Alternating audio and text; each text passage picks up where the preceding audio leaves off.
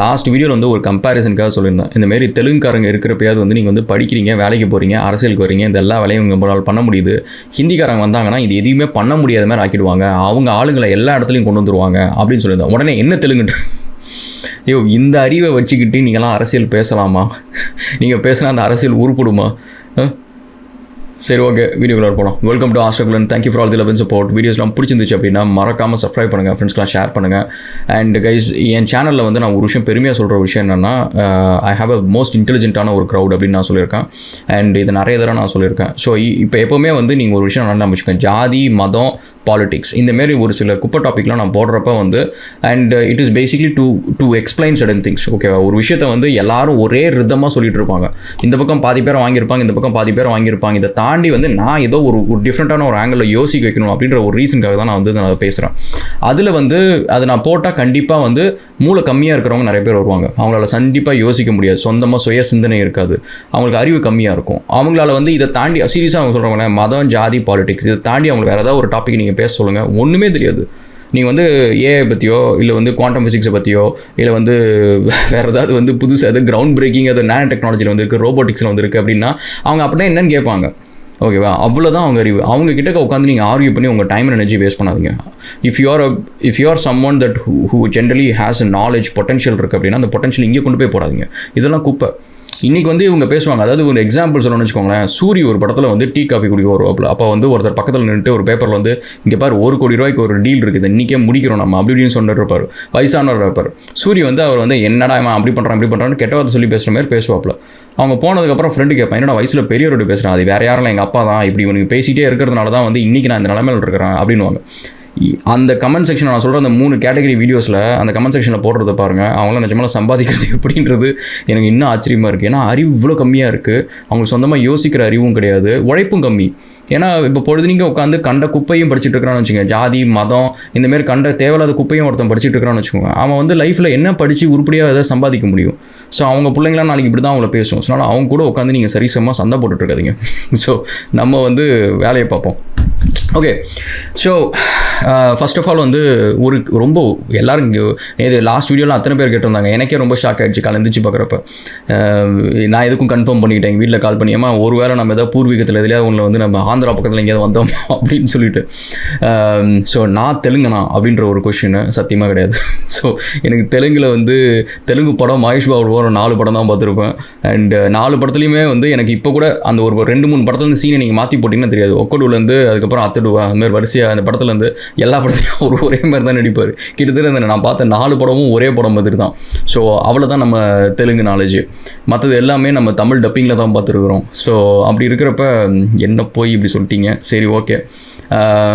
So அதனால் நம்ம தெலுங்குலாம் கிடையாது, நம்ம தமிழ் தான், சுத்த தமிழன். நான் இதை வந்து ப்ரூவ் பண்ணுறதுக்கு வந்து என்றைக்காவது ஒரு நாள் வந்து நான் பாரிக்கிட்டேயோ இல்லை வந்து மன்னர்கிட்டையோ இல்லை சீமான்கிட்டையோ யாரோ ஒருத்தங்கிட்ட டிபேட் பண்ணுவோம்ல. ஸோ அப்போ பண்ணுறப்ப வந்து அவங்க கிட்டக்க வந்து நம்ம தமிழ் குடிகளில் வந்து என்னோடய குடி என்னன்னு சொல்லிட்டு ஒரு 10 குடியில் நான் ஒன்று சொல்கிறேன், அதில் இருக்கிறது தான் ஒன்று என்னோடது. ஸோ அந்த குடியில் இருந்தால் நான் தமிழன் தானே. ஸோ அதனால் உங்களுக்கு கண்டிப்பாக ஒரு நாள் வந்து அது தெரியும். ஸோ நான் தமிழன் தான். ஸோ அதில் வந்து எந்த ஒரு இதுவும் கிடையாது.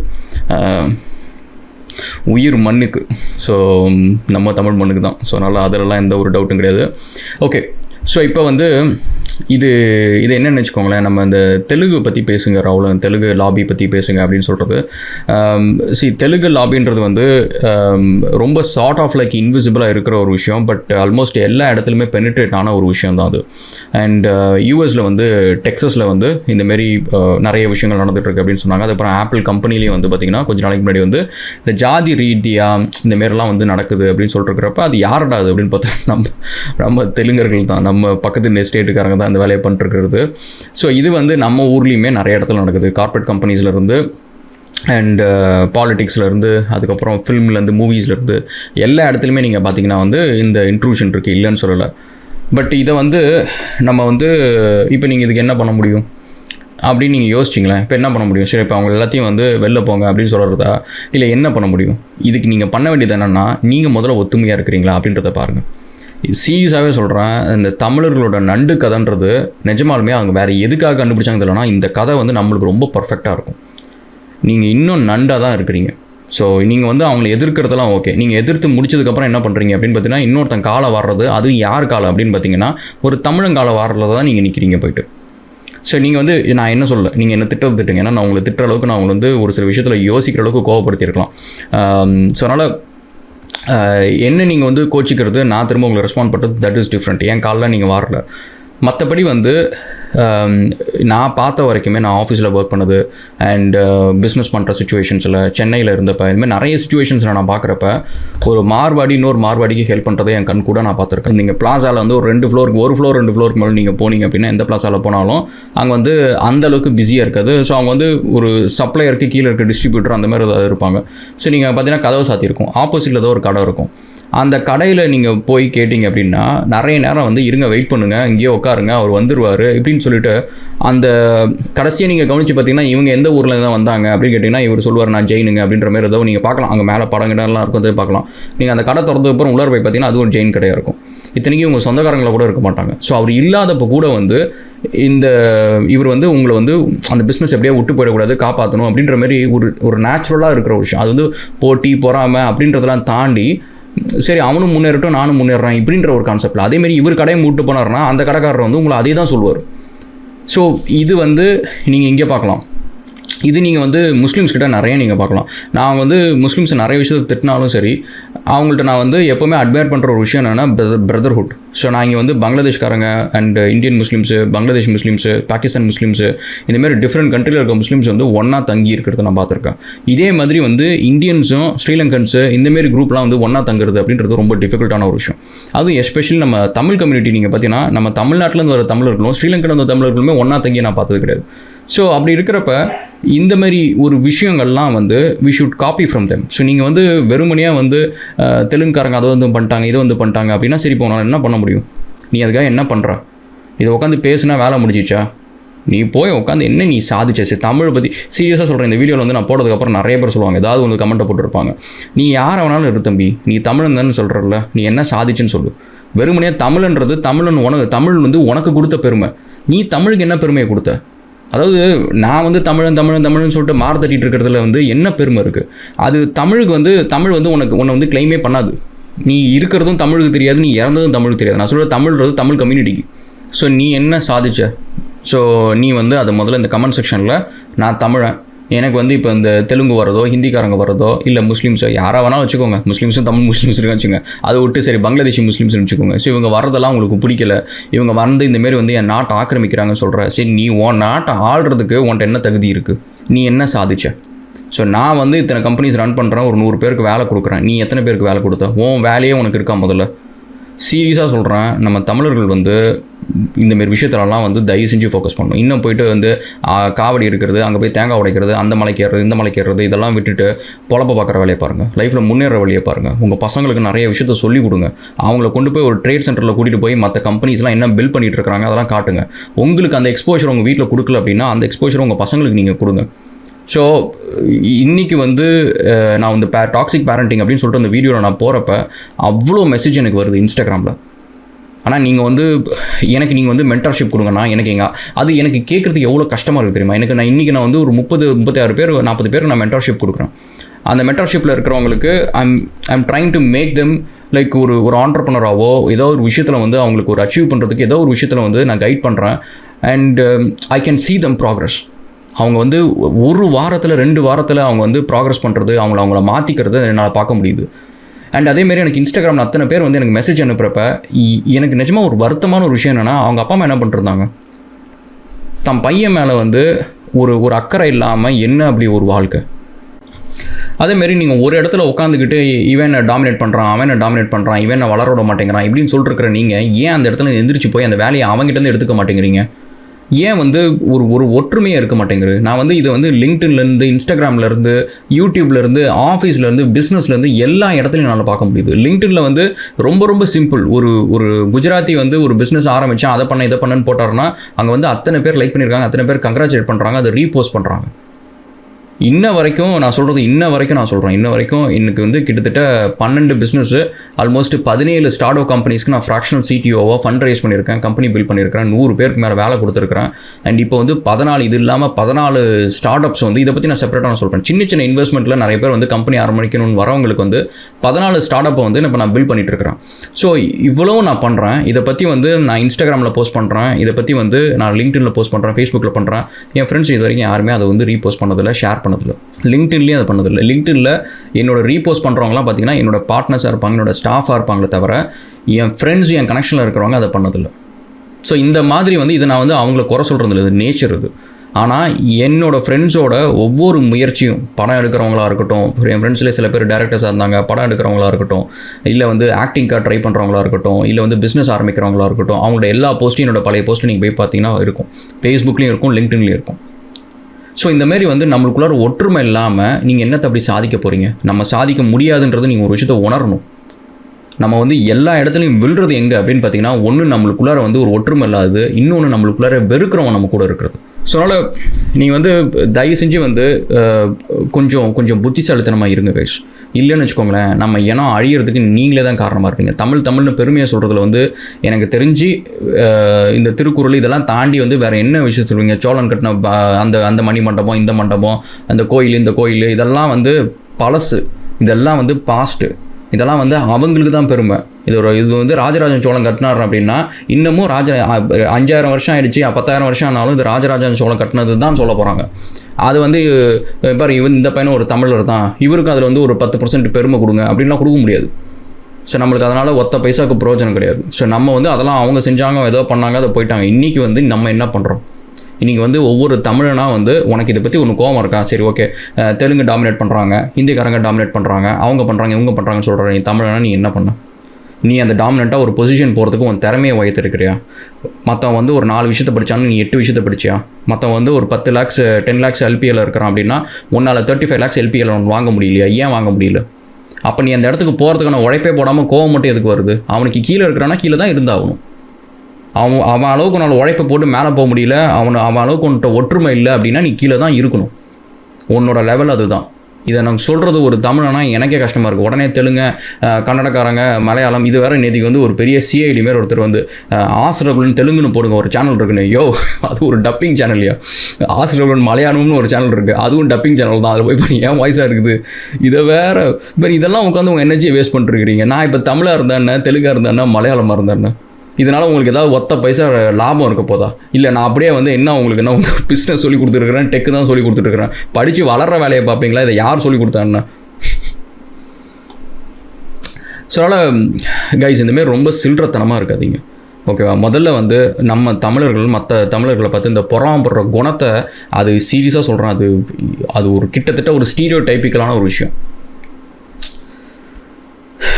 அது எப்படி மாற்றுறதுன்றது ரொம்ப கஷ்டமான ஒரு விஷயம் தான் நினைக்கிறேன். ஆனால் அட்லீஸ்ட் என் சேனலில் என்ன ஃபாலோ பண்ணுறவங்களோ அது வந்து உங்கள் கூட இருக்கிற ஒரு தமிழை நல்லா இருக்குன்னு சொல்லிட்டு அது நீங்கள் அது செயின் ரியாக்ஷன் மாதிரி தான். நீங்கள் செஞ்சு பாருங்களேன். இந்த கருணை வந்து நான் சொல்லியிருக்கேன், எப்போவுமே வந்து இருக்கிறதுல மோஸ்ட் பவர்ஃபுல்லான ஒரு வெப்பன். நம்ம எல்லாருக்குமே பிடிச்ச டீச்சர் யார் அப்படின்னு கேட்டால் நம்மளுக்கு ஒரு பேர் வரும். அவங்க அந்த சப்ஜெக்ட்டில் புலி, அந்த சப்ஜெக்ட்டில் பெரிய அவங்க பூதம், அந்த சப்ஜெக்ட்டில் அவங்களுக்கு எல்லாருமே தெரியும் அப்படின்றதுனாலே அவங்க ஞாபகம் வச்சுக்கிறோம். அவங்களுக்கு ரொம்ப டேலண்ட் இருக்குது, அதெல்லாம் ஞாபகம் வச்சுக்கிறோம். கிடையாது. நம்மள்ட்ட ஸ்கூல் டேஸில் யாரோ ஒருத்தவங்க நம்மள்ட்ட கருணையாக இருந்திருப்பாங்க, அது நம்ம லைஃப் ஃபுல்லாக இம்பாக்ட் பண்ணியிருக்கோம். இவ்வளோ தான். நீங்கள் வந்து ஒரு மலையாளி இன்னொரு மலையாளியை ஹெல்ப் பண்ணுறதும், ஒரு தெலுங்கு இன்னொரு தெலுங்கு ஹெல்ப் பண்ணுறதும், ஒரு ஜெயின் மக்கள் இன்னொரு ஜெயின் மக்களை ஹெல்ப் பண்ணுறதும், இது எல்லாத்துக்கும் அடிப்படை காரணம் என்னென்னா ஒரு சின்ன கருணை தான். அந்த கருணை செஞ்சதுக்கப்புறம் அவங்களுக்கு அது பிடிக்குது, அது திரும்ப கண்டினியூஸாக செய்கிறாங்க. இதுதான் பழக்கம். அந்த பழக்கத்தை பழகி பார்ப்போம். இனிமேல் வந்து நீங்கள் ஒரு ஃப்ரெண்டாக இருக்கட்டும், எஸ்பெஷலி உங்கள் ஃப்ரெண்ட் சர்க்கிளில் தயவு செஞ்சு அதை நீங்கள் ஆரம்பிங்க. நீங்கள் வந்து யாரோ ஒருத்தன் தெரியாது, ஏன்னா என்னோட பிஸ்னஸை ஷேர் பண்ணுறேன், எனக்கு பாராட்டுறேன், இதெல்லாம் வந்து ஒரு யூடியூபருக்கு பண்ணுறது வந்து எல்லாரும் பண்ணுவாங்க. அது வந்து அதெல்லாம் எனக்கு நீங்கள் செய்யாதுங்க. உங்களோட ஃப்ரெண்ட்ஸு, உங்களோட ரிலேட்டிவ்ஸில் யாராவது ஒருத்தவங்க ஒரு இனிஷியேட் பண்ணுறாங்க அப்படின்னா ஜென்யூனாக மனசார அதை நீங்கள் வந்து ஆதரிக்க ட்ரை பண்ணுங்கள். ஜென்யூனாக அதுக்காக நீங்கள் ஒரு சின்ன அது ஃபேஸ்புக்கில் ஷேர் பண்ணுறது, அதுக்காக லைக் பண்ணுறது, ஒரு மனசுக்குள்ளார உங்களுக்கு ஒரு சின்னதாக ஒரு ஜெலசி வருது, இல்லை வந்து இதை பார்த்து எனக்கு என்னடா இவன் இப்படிலாம் பண்ணுறான், நம்மளோட நல்லா மேலே போய்டும், இப்படிலாம் வருதுன்னு வச்சுக்கோங்களேன். அந்த ஆட்டிடியூடை மாற்றுங்க. ஏன்னா இது வந்து நாளைக்கு இப்படி நினைக்கிறதுனால உங்களுக்கு எந்த ஒரு அட்வான்டேஜும் கிடையாது. அவன் உங்களோட கீழே இருக்கிறதுனால அப்பா பரவாயில்லப்பா அவனோட நம்ம மேலே இருக்கணும்னு நினச்சிட்டு இருக்கலாம். ஆனால் உங்களுக்கு மேலே ஒருத்தர் இருப்பான் பார்த்தீங்களா, அவன் நீங்களும் இருக்க மாட்டீங்க, உங்கள் ஃப்ரெண்டும் இருக்க மாட்டாங்க. வேறு யாராவது இருப்பாங்க. அந்தமாரி ஒரு சுச்சுவேஷனில் நம்ம விடுறதுக்கான காரணம் நம்மளுக்கு ஒற்றுமை இல்லாது தான். ஸோ அதனால் இந்த தமிழ்னு பெருசுது நம்ம வந்து ஜாதி பேரை கொண்டு வந்தால் ஒற்றுமை வந்துருமா? சீரியஸாக கேட்குறேன். இப்போ ஜாதி பேர் எல்லாரும் பேருக்கு பின்னாடிக்கும் வந்து இவர் வந்து பிள்ளை, இவர் முதலியார், இவர் வந்து வன்னியர் இப்படின்னு சொல்லிட்டு கொண்டு வந்தால் நம்மளுக்குள்ளார ஒற்றுமை வந்துருமா? அது வராது. அதுக்கப்புறம் இந்த ஆணவ கொலை வந்து இன்னும் அழகாக நடக்கும். இவ்வளோ தான் நடக்கும். ஸோ அதனால் நம்மளோட கோல் வந்து நம்ம லைஃப்பில் முன்னேறணும். நம்ம மக்களுக்குள்ளார ஒற்றுமை வரணும். ஒரு ஒரு ஒரு தமிழனை வந்து நான் சீரியஸாக சொல்கிறேன், தமிழனை வந்து இன்னொரு தமிழை வந்து ஏற்றி விட்ற ஒரு ஆட்டிடியூட் வரணும். அவனை வந்து லைஃப்பில் வந்து முன்னேறதுக்கு இவன் கொஞ்சம் புஷ் பண்ணணும்.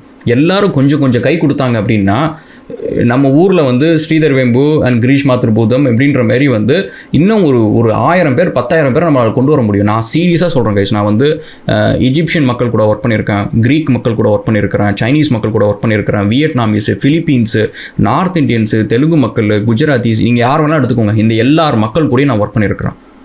தமிழ் மக்கள் கிட்டக்க there are real good qualities இருக்குது, நல்ல குட் குவாலிட்டிஸ் இருக்குது.